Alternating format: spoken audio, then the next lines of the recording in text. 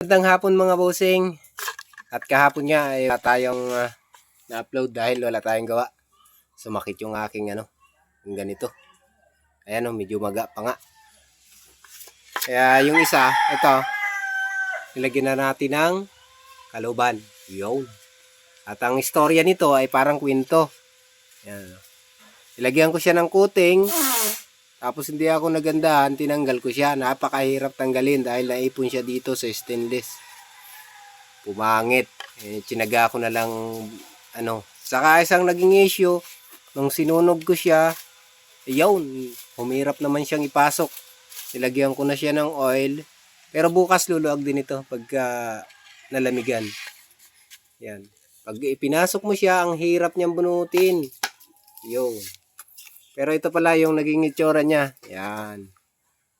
Pag may covered siya. At nilagyan na rin natin ng ganyan-ganyan para bumagay dun sa handle. Yun lang boss. At sa magtatanong ng presyo nito, 5,000 ko to binibenta. Payment first ako, tapos add ka pa ng shipping fee. Thank you.